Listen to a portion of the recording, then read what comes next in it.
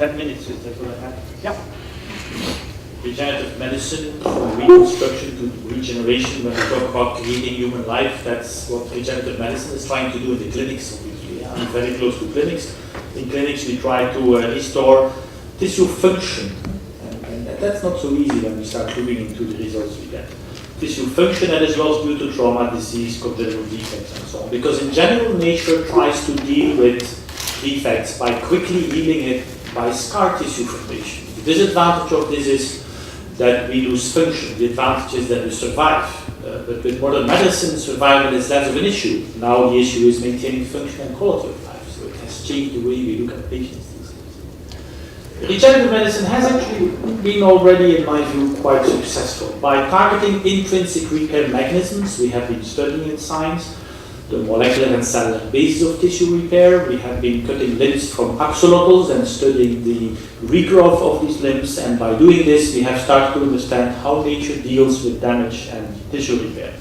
And as a result of that, we have identified pathways and molecules which are critical in inducing and mimicking biological processes of tissue repair, and we are using this in clinical settings. We also have identified responding cell niches, or cells that actually respond to the signals they get, and these are the stem cells and stem cell niches, whatever they call it, and this has given rise to a new class of products which the FDA calls biological response modifiers. Obviously, at some point we get in trouble and we may need some more, and that's what we call then the extrinsic repair. The body itself cannot do the job. We can try to enhance it, and at that point, or at some points, we are running out of what I call fabrics in the body. These are the cells and the cellular niches, and we need to supply these.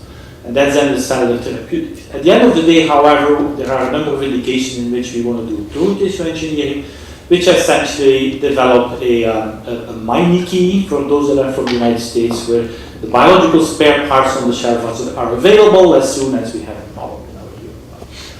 That the results are sometimes quite spectacular, but at least the first steps we did in medicine, in tissue regeneration in general, is what you can see here. This is a large defect in the skull bone. It's a non-healing defect, which means nature is not capable of closing this. We are in trouble here. The world of biomaterials and material sciences has made big advantages and has made all kinds of materials that is helping us to heal these defects to some extent. And if you take a section through these defects, then you can see with the biomaterial only, and they use quite some good biomaterials these days that we explore, we see indeed this is the bone ends of the large defect. This is the large defect that you can see here. As you see, the material fills the defect, and there is some bone growing over the defect. Not so much in the material, just a little bit what we would call osteoinduction, and in fact the healing is not bad. The problem is that biomechanical resistance is not great. If you would have another impact on the skull here, you will again break this tissue. Growth factors have changed the world, especially BMP devices, for instance, and here is an example when you combine this biological material with a growth factor. Here you see that we are doing much better. We are completely healing this defect, although when you are very critical, then you can see that this bone is actually not exactly the same as the bone we have here. This is mostly cortical bone, this is mostly trabecular bone. So we have already partially mimicked nature, we have made great advances in these, but ultimately we still have some problems here. And one of the problems is that these growth factors are talking to cells that are not the true precursors of the type of tissue we want to have here. So we don't have yet the right balance between signals, cells, and interaction with the environment. So we should try to do better. But in the meantime, in the United States, $1 billion market for these devices. So the world moves on, money is generated, and we can continue to do research at the same time and development. Cell-based therapies have started to do changes because I came out of the BMP field, and in the BMP field, bone morphogenetic proteins stimulating bone healing, for instance, that we saw in a number of patients we had no effect whatsoever. We implanted milligrams of these magic devices and we got zero answer and zero healing. And why was this happening? Well, in most cases it was because the zone of repair was atrophic. Atrophic means there was not a single precursor cell in the neighborhood and there was not a blood vessel close by. That's where we got in trouble. When there is no substrate, when there are no responding cells in the environment, this is not working. This is why I started to work about 10, 12 years ago in the field of cellular therapeutics, because I understood that the combination of a good matrix plus some growth factors can serve in some patients, but we need cells in some other indications, especially the large defects. We were running out of steam, I would say, and that's where cellular therapeutics and stem cells became an issue and became of interest for my research. These cell-based therapies had actually a lot of problems. There was a lot of fuzz about it in the stem cells in the late 90s. They were going to resolve everything. And this is a slide from my best friend in the United States. He's a regulator in the FDA. And he says, well, what I see and what we see in FDA, that a lot of people are coming in with dossiers where stem cells are treated as these little creatures, the schmoos, which were created by ALCAT. And they were going to do for you everything you wanted. So get these cells, characterize them a little bit, squeeze them wherever you want them in, and these schmoos will make for you, as shown here, burger, food, anything you want, they will deliver on demand. But the reality is that this is not the case. And in fact, we have to agree that a lot of the applications with these multipotent cells, with these totipotent cells in the human beings and the patient did not do so well. So we need to do better than that. So let's not be too negative and say people have moved on, the science have improved, and the clinics have improved. So I moved also closer to clinics, because if you work on the bench and you stay far away from clinics, a lot of stupid clinicians cannot really talk to the scientists, so let's try to get closer to the patient and see if we can move it on. So we did what I call the beginning of the true development of cellular products towards tissue repair or tissue regeneration. And one of the applications we've explored and we brought to the market, this is when I set up a spin-off company, because you need quite some resources to develop all these.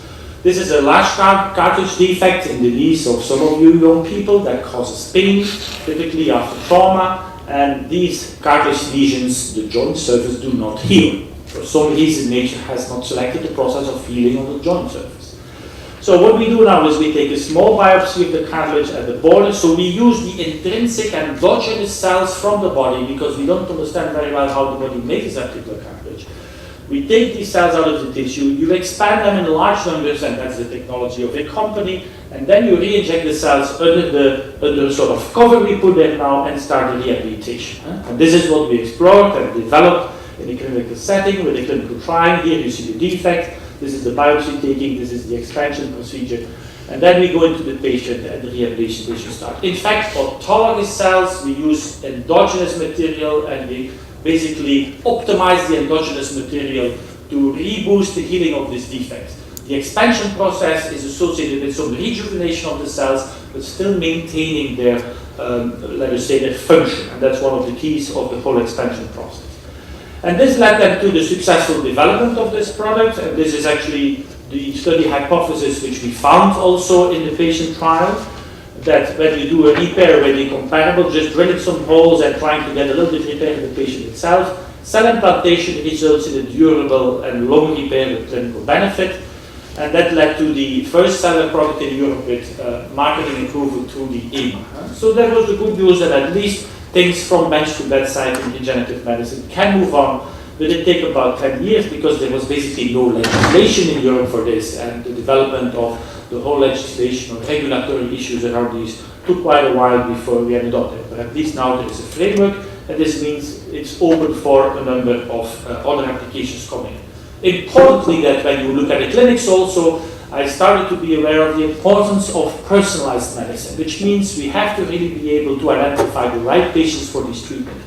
Because if you look carefully at the results after 5 years, we had a very striking finding, and this is in press now, these data, that these patients which had relatively fresh lesions, before 3 years they had lesions and onset of symptoms, we had a much better and clinically very relevant response to the healing in comparison with control patients. When we came in patients that had the lesions for a long time, an average of 7 years lesions and peripheral knees, the results were much less impressive, and from that you see that the environment is also steering part of the response that you have. So identifying the right patients and coming in early if you want to do regenerative medicine is probably much more important than waiting for a long time, because then the microenvironment has completely changed. What are the developments then in this area? You improve the technical procedures, and obviously now we are working with progenitor cells that we would like to use in an allogeneic setting, so that from the shelf you can basically deliver to every patient coming along with a large painful cartilage defect. You can actually repair this and move on from it. These are the classical developments That is all in R&D now. This is development in the biotech setting, moving this into the clinics in the different parts. However, as a rheumatologist, I see in many cases that patients come to see us way too late, and that there is not only a cartilage defect anymore, but in most cases, or a number of cases, the joint is heavily damaged. Damaged in such a way that the cartilage, the underlying bone, is gone, the meniscus is gone, and so what do we do then? Today, what we do is just tell the patient, wait, and at some point we are going to put a total prosthesis. The dream, obviously, of a rheumatologist is, can we build a biological prosthesis? This is the biological spare part that we would like to implant, and implanted in certainly the younger patient populations, because as you know, most prostheses only survive 15 to 20 years, and we have already last year 5,000 patients under 50 years of old receiving total prostheses in the United States, so we are in trouble, we need biological substitutes. There is proof of principle out there that, in fact, specific devices with biomaterials and growth factors, eventually some cellularized implants could, in small animals, end up with a fairly good repair of a total joint surface. So proof of principle is that specific combinations of cells, precursor cell, growth factors with the right environment can actually do the job in small animals. But that's obviously proof of principle. We are trying to translate this now in a setting of a manufacturing process. The creation of a biological spare part in vitro is the big challenge here, and that's what we have been working on now the last couple of years, and set up what I call an interdisciplinary platform, which is Prometheus, which brings together different profiles of engineers and biologists in order to try to realize growing this body part. We said, and based on a lot of experience we have in the field of bone repair for the last 20 years, is in fact that typically making a combination of a cell material and a growth factor, dump them in there, and hope that this will make a tissue, that does not work. There are clinical indications for which we have fairly good results, as I've shown you by taking these approaches. But the reality is, if you make this combination implant, we don't have a tissue. What we have is an assembly of, in general, heterogeneous cells in a matrix. But there is no interaction between these cells. There is no higher level of interaction between the cells into the tissue level. What we need to organize is actually a tissue where cells are not only having a machinery in place that runs themselves, but are also talking to the environment and regulate the behavior of this at the tissue level, and not at the cell level or at a molecular level in a material. As my friend Peter Linders would say, Frank, all I have seen in tissue engineering is some viable cells in that matrix. Where are the tissues? Okay, this is what we try to do, process design, and there is where the whole team is geared up for the next decade, and I hope I'm going to live such a time still, because it's really what I call a new era in science here. Can we grow a bone in vitro? This is really the question. So if you go through the developmental processes, how nature does it, and this is the principle, we are mimicking nature. Nature has selected for more than 200 million years these processes evolving in this growing of a long bone, for instance, and you could do this for any tissue. So why would we reinvent the wheel? Let's at least to some extent try to biomimic, to mimic these processes that nature has established for us, but we need to translate this into a manufacturing process, and that's where we need the engineers that basically make this into a modular design with an assembly of modules and end up with what we call a viable piece of tissue. In this process design, since in vitro we are not yet in good shape to grow blood vessels, or at least to have an interaction of blood vessels with tissue, what we try to grow in vitro is now what I would call an early or a young bone, existing, or an epiphysis, also called in medicine, existing of resting chondrocytes, proliferating chondrocytes, hypertrophic chondrocytes, half of it, and then implant that one. If that machinery is all set up right, then it will steer the environment and tell us what to do, because this is what experiments that happen in rabbits also have taught us. So developmental engineering, we have called this discipline, which means engineers are mimicking developmental processes into well-controlled manufacturing processes, mimicking the developmental stages. And why can we do this today? Because today developmental biology in the last decade or 2 decades has actually evolved into a lot of information of both cells and molecular signals, which are critical in guiding these processes. 20 years ago, there was nothing here in terms of specific signals and cells on this graph. Now we have all these in there, and the phase of systems biology has happened because we don't know and not only at this point which signals are involved, but we also know the hierarchy of these signals and how one signal interacts with the other and organizes the gene networks, translated into how the tissue works. And with that knowledge now, we are trying to engineer the growing tissue piece in vitro. We do this in several stages. This is what I call the modular design with cell expansion, cell sorting, aggregation, differentiation, fusion, spatial organization, and semi-growth plates is the process. And this is how we decided and what is going on, the microcarriers, and we are exploring another microcarrier species. This is where material science is obviously important. We start from different types of cells. I personally believe probably the IPS technology, Katrina, will be the best eventually to get it completely. We start there, we grow cells on these microbeads, sorry.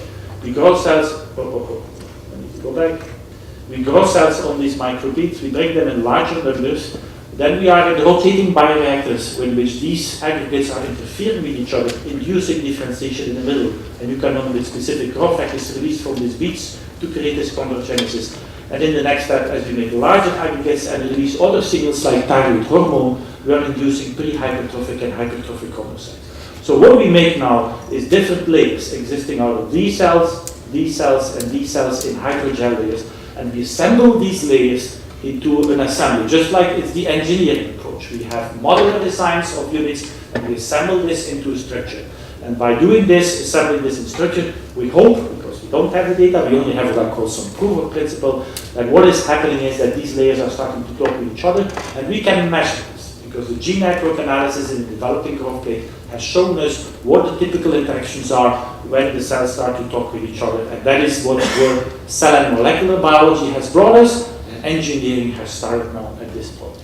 Obviously, in order to achieve all this, you need monitoring of this growing piece of tissue, just like we have patients in intensive care, which we monitor with all kinds of lines and parameters. And even that the patient cannot speak, we keep that patient alive, bring him back, and he's happy and well in those cases. The same thing will need to happen here, and that's the type of bioreactor settings we have set up and continue to build here to make sure that there is monitoring with biosensors and all kinds of other approaches, monitoring of these growing implants, the information, engineers writing the software to make sure that this information is brought into the system and is fed back to the growing system so we can adjust, if necessary, these parameters. In order to achieve all this, you have to think at the systems biology level, and luckily systems biology has moved on and brings us the insight what the difference is between a live tissue and a dead tissue, which is a matrix with a few living cells inside. And importantly is the network science. And we start to see the hubs in the organization of the different, at the different levels of differentiation that identifies that our engineering process is at least partially mimicking the key components of the developmental processes, because there are going to be many associated events which are going to happen in vitro, which we will never be able to mimic from the in vitro situation, that is going to be, are going to be less important to the stream of events here. So this is the, what I would call the ambitious large-scale science project that we are running at the academia, and I showed you also some of these things that are going on in biotech at the other side. So a few home-take messages. I truly think that RegMed is a new discipline. Huh? It brings its innovative approaches. It goes from stem cell biology to personalized medicine to the creation of biological spare parts. And that it's time, high time, and we have them now in increasing numbers, that engineers are joining us in this effort, because it's not the biologists who are going to solve this problem, it's the engineers who are going to move this forward. I thank you for the attention.